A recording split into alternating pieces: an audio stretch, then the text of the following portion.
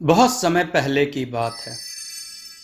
भगवान शिव की नगरी काशी में सुबह की पहली किरण के साथ मंदिरों की घंटियों की ध्वनि, भक्ति भजनों का स्वर और गंगा की लहरों की मधुर आवाज यहाँ के माहौल को अलौकिक बना देती है। काशी विश्वनाथ मंदिर, जो इस शहर का हृदय है, हर साल लाखों भक्तों को अपनी ओर खींचता है। यहीं दशाश्मेश्वर घाट के पास एक संकरी गली में गंगा के किनारे बने पुराने मिट्टी और ईंट के मकान में रहता था।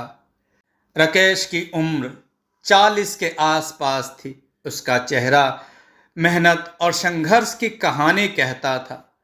धूप में झुलसी त्वचा, माथे पर चिंता की गहरी रेखाएं, लेकिन आंखों में एक अनोखी चमक, शिव भक्ति की चमक। राकेश का परिवार छोटा सा था। पत्नी सुनीता, जो पास के एक प्राइवेट स्कूल में चपरासी का काम करती थी। बेटा गोपू, जो 12वीं की कक्षा में पढ़ता था और इंजीनियर बनने का सपना देखता था। और 8 साल की बेटी राधा, जो बचपन से कमजोर थी और बार बार बीमार पड़ती थी। राकेश की कमाई रिक्शा चलाने से होती थी, लेकिन वाराणसी की भीड़ भाड़, बढ़ती महंगाई और अन्य रिक्शा चालकों की प्रतिस्पर्धा में इतना कमा पाना मुश्किल था कि परिवार का गुजारा ठीक से हो सके। गोपू की स्कूल फीस, राधा की दवाई और मकान का किराया, यह सब राकेश के कंधों पर भारी बोझ थे। फिर भी राकेश का मन शिव भक्ति में डूबा रहता।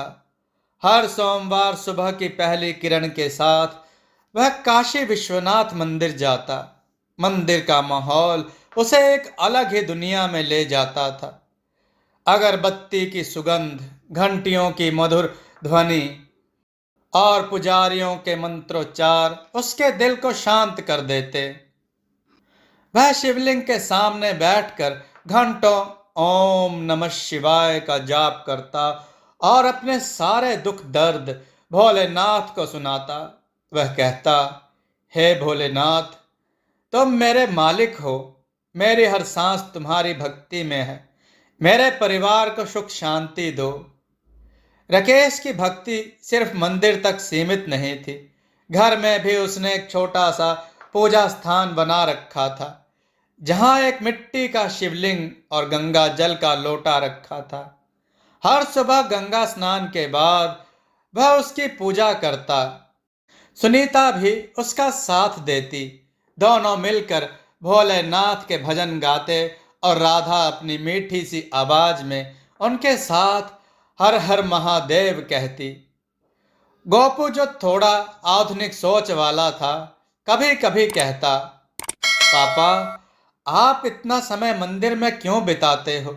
भगवान तो मन में है। राकेश मुस्कुराकर जवाब देता, बेटा, भगवान मन में भी हैं, लेकिन मंदिर में उनकी मौजूदगी का एहसास कुछ और है। जब तू बड़ा होगा समझ जाएगा। गर्मियां वाराणसी के लिए सामान्य थी, लेकिन मानसून ने शहर को संकट में डाल दिया। भयंकर बारिश ने गंगा का जल स्तर इतना बढ़ा दिया कि दशाश्मेश्वर घाट, केदार घाट और 80 घाट तक पानी में डूब गए। गलियां कीचड़ से भर गईं और कई घरों में पानी घुस गया। राकेश का रिक्शा, जो उसकी आजीविका का एकमात्र साधन था, बाढ़ में बह गया। जब पानी उतरा तो रिक्शा ढूंढने पर मिला और वह इतना खराब हो चुका था कि उसे ठीक कराने का खर्च राकेश के बस से बाहर था।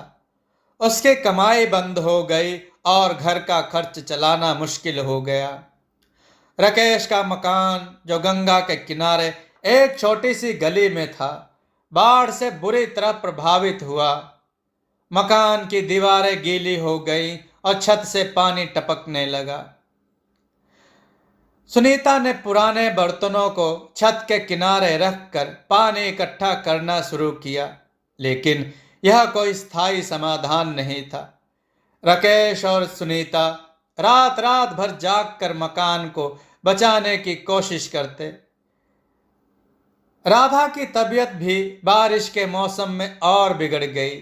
उसका बुखार बढ़ता जा रहा था और दवाइयां असर नहीं कर रही थी। ऊपर से साहूकार रामलाल, जिससे राकेश ने गोपू की स्कूल की फीस और राधा की दवाइयों के लिए कर्ज लिया था, उसने सख्त चेतावनी दी। रामलाल का घर वाराणसी के एक पॉश कॉलोनी सिगरा में था। वह एक कठोर और लालची व्यक्ति था जो कर्ज न चुकाने वाले के साथ सख्ती से पेश आता था। एक शाम राकेश रामलाल के पास गया। रामलाल ने उसे देखते ही ताने मारना शुरू किया। राकेश, तू तो शिव भक्त है ना, फिर तेरे भोलेनाथ तुझे बाढ़ से क्यों नहीं बचाए? अगर इस महीने में मेरा कर्ज नहीं चुकाया तो तेरा मकान मेरे नाम हो जाएगा। राकेश चुपचाप सिर झुकाए सुनता रहा। उसका दिल टूट रहा था, लेकिन वह कुछ नहीं बोला। घर लौटकर वह सुनीता के पास बैठा। उसकी आंखें नम थी। उसने उदास स्वर में कहा, सुनीता, मैंने पूरी जिंदगी मेहनत की, कभी किसी का बुरा नहीं किया, फिर भोलेनाथ मेरे साथ ऐसा क्यों कर रहे हैं? क्या मेरी भक्ति में कोई कमी रह गई? सुनीता, जो खुद भी शिव भक्त थी, ने उसका हौसला बढ़ाया। उसने राकेश का हाथ थामा और कहा, भोलेनाथ कभी अपने भक्त को अकेला नहीं छोड़ते। तुम्हारी भक्ति सच्ची है, बस धैर्य रखो, वे जरूर कोई रास्ता दिखाएंगे। राकेश ने सुनीता की बात सुनी, लेकिन उसका मन बेचैन था। वह सोचता रहा, क्या वह सचमुच भोलेनाथ की कृपा के योग्य है? उस रात वह सो नहीं सका। वह अपने छोटे से पूजा स्थान पर बैठा और शिवलिंग के सामने प्रार्थना करने लगा। उसने कहा, हे भोलेनाथ, मेरे पास अब कुछ नहीं बचा। मेरा रिक्शा गया, मकान खतरे में है और मेरे बच्चों का भविष्य अधर में लटक रहा है। अगर तुम मेरी सुन रहे हो तो कृपा करो। उसी रात राकेश को एक स्वप्न आया। स्वप्न में एक साधु दिखा जिसके माथे पर त्रिपुंड था और हाथ में त्रिशूल चमक रहा था। साधु की आंखों में करुणा थी और उसकी आवाज इतनी गहरी थी कि राकेश का मन शांत हो गया। साधु ने कहा, राकेश, भोलेनाथ तुम्हारी भक्ति से प्रसन्न है। तुम्हारा विश्वास सच्चा है। कल सुबह दशाश्मेश्वर घाट पर आओ। वहां गंगा के किनारे एक पुराना लकड़ी का बक्सा मिलेगा, उसे खोलना। राकेश की नींद खुली तो वह हैरान था। उसने सोचा, शायद यह सिर्फ एक सपना है, लेकिन उसका मन बार बार उसे उस सपने का भरोसा करने को कह रहा था। सुबह सुबह उसने सुनीता को सपने की बात बताई। सुनीता ने उसका हौसला बढ़ाया। राकेश, यह भोलेनाथ का संदेश हो सकता है। तुम जाओ और देखो। अगर यह सपना सच्चा है तो भगवान ने तुम्हारी पुकार सुन ली है। अगली सुबह राकेश दशाश्मेश्वर घाट पर पहुंचा। गंगा का पानी अभी भी ऊंचा था और घाट पर सन्नाटा पसरा था। सुबह की ठंडी हवा और गंगा की लहरों की आवाज राकेश के मन को शांति दे रही थी। वह घाट की सीढ़ियों से उतरकर किनारे की ओर बढ़ा। तभी उसकी नजर एक पुरानी गीली लकड़ी के बक्से पर पड़ी, जो पानी में बहकर एक पत्थर से टकरा गया था। राकेश का दिल जोर जोर से धड़कने लगा। उसने डरते डरते बक्सा उठाया और उसे खोला। बक्से में कुछ पुराने सोने के सिक्के थे, जिन पर प्राचीन लेख और चित्र खुदे थे। उनके साथ एक छोटा सा चांदी का शिवलिंग था, जो इतना सुंदर था कि राकेश की आंखें चमक उठी। उसने गंगा की ओर देखा और मन ही मन कहा, हे भोलेनाथ, तुमने मेरी पुकार सुन ली, यह तुम्हारी ही कृपा है। उसने बक्सा अपने झोले में रखा और घर की ओर चल पड़ा। रास्ते में वह बार बार शिव जी का नाम जपता रहा। घर पहुंचकर उसने सुनीता को सब कुछ बताया। सुनीता की आंखें नम हो गई। उसने कहा, यह भोलेनाथ का चमत्कार है। उन्होंने तुम्हारी भक्ति का जवाब दिया है। राकेश ने उन सिक्कों को वाराणसी की पुरानी गलियों में अपनी छोटी सी दुकान चलाने वाले भरोसेमंद सुनार लाला गोविंद को दिखाया। लाला गोविंद ने सिक्कों को ध्यान से देखा और कहा, राकेश, यह सिक्के सैकड़ों साल पुराने हैं या किसी राजा के समय के प्रतीत होते हैं। इनकी कीमत लाखों में है।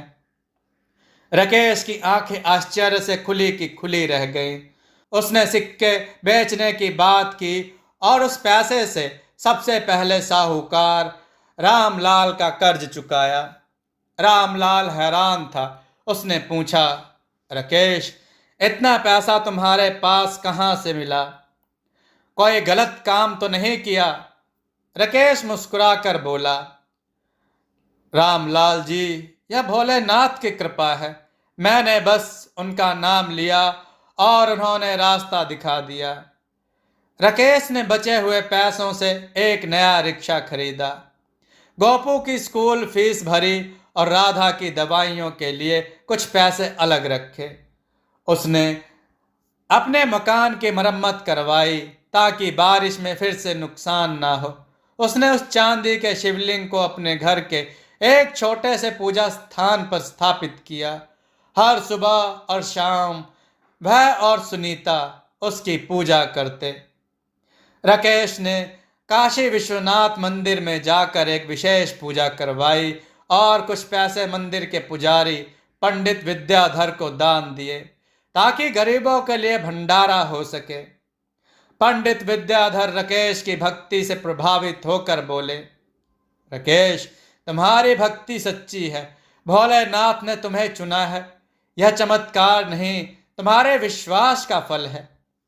राकेश ने उनके चरण छुए और कहा, पंडित जी, यह सब भोलेनाथ की कृपा है। मैं तो बस उनका दास हूं। कुछ महीने शांति से बीते। राकेश का रिक्शा फिर से चलने लगा और घर में खुशियां लौट आई।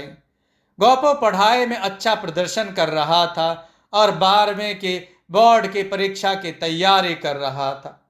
उसका सपना था कि वह एक अच्छा इंजीनियर बने और अपने माता पिता का नाम रोशन करे। राधा की सेहत में भी सुधार हो रहा था।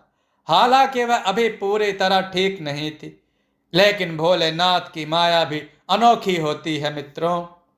एक दिन गोपू को अचानक तेज बुखार आ गया। राकेश और सुनीता उसे तुरंत स्थानीय अस्पताल ले गए। डॉक्टर ने जांच के बाद बताया कि गोपू को डेंगू हो गया है और हालत गंभीर है। उन्होंने कहा, राकेश जी, गोपू को आईसीयू में रखना होगा। इलाज का खर्च बहुत होगा। आप तैयार रहें। राकेश और सुनीता के पैरों तले जमीन खिसक गई। राकेश बोला, पहले बाढ़ ने सब छीन लिया और अब यह बीमारी। क्या भोलेनाथ हमें और आजमाना चाहते हैं? सुनीता ने हौसला बढ़ाया, तुमने पहले भी भोलेनाथ पर भरोसा किया और उन्होंने रास्ता दिखाया। इस बार भी वे मदद करेंगे। राकेश फिर काशी विश्वनाथ मंदिर पहुंचा। उस रात मंदिर में सन्नाटा था। गंगा आरती खत्म हो चुकी थी और केवल कुछ भक्त बचे थे। राकेश शिवलिंग के सामने घुटनों पर बैठ गया। उसकी आंखों से आंसू बह रहे थे। वह बोला, हे भोलेनाथ, तुमने पहले भी संकट से निकाला। मेरे बेटे को बचा लो। मेरे पास अब कुछ नहीं, बस तुम्हारा सहारा है।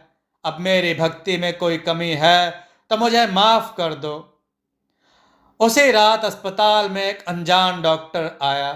उम्र लगभग 60 साल, चेहरा शांत और तेजस्वी। उसने गोपू की हालत देखी, कुछ जांच की और डॉक्टरों को खास दवाइयां देने की सलाह दी। उसने कोई फीस नहीं ली और बस इतना कहा, तुम्हारी भक्ति मुझे यहाँ खींच लाई। भोलेनाथ का आशीर्वाद तुम्हारे साथ है। अगली सुबह गोपू की हालत में सुधार होने लगा। बुखार कम हुआ और डॉक्टरों ने कहा कि वह अब खतरे से बाहर है। राकेश और सुनीता ने उस अनजान डॉक्टर को ढूंढने की कोशिश की, लेकिन वह कहीं नहीं मिला। राकेश को यकीन था यह कोई साधारण इंसान नहीं, बल्कि स्वयं भोलेनाथ का भेजा हुआ दूत था। उसने सुनीता से कहा, देखा सुनीता, भोलेनाथ हर बार हमारी पुकार सुनते हैं। वे हर मुश्किल में हमारे साथ हैं। गोपू के ठीक होने के बाद राकेश और सुनीता ने राहत की सांस ली, लेकिन खुशी ज्यादा टिक न सकी। राधा की सेहत फिर से बिगड़ने लगी। वह बार बार बीमार पड़ती और उसकी कमजोरी बढ़ती जा रही थी। राकेश और सुनीता ने उसे कई डॉक्टरों को दिखाया, लेकिन स्थायी इलाज नहीं मिला। एक दिन राधा बोली, पापा, मुझे लगता है मैं कभी ठीक नहीं हो पाऊंगी, लेकिन मुझे डर नहीं लगता, क्योंकि मुझे लगता है भोलेनाथ मेरे साथ है। राकेश की आंखें भर आई। उसने कहा, बेटी, भोलेनाथ तुम्हारी रक्षा करेंगे। तुम उनकी भी बेटी हो। राकेश ने फैसला किया कि वह राधा की सेहत के लिए हर संभव प्रयास करेगा। उसने कुछ पैसे बचाकर उसे दिल्ली के बड़े अस्पताल में दिखाने का निश्चय किया, लेकिन खर्च अधिक था और पैसे कम। वह फिर मंदिर पहुंचा और प्रार्थना की, हे भोलेनाथ, मेरे बेटे को बचा लो। तुमने बेटे को बचाया, अब बेटी पर भी कृपा करो। कुछ दिनों बाद उसकी मुलाकात पुराने दोस्त श्याम से हुई, जो अब दिल्ली में बड़ा व्यापारी था। श्याम ने हालात सुने और कहा, राकेश, तुम मेरे पुराने दोस्त हो। राधा का इलाज मेरे जिम्मे। राकेश की आंखें नम हो गई। उसने कहा, श्याम, यह भोलेनाथ की ही कृपा है।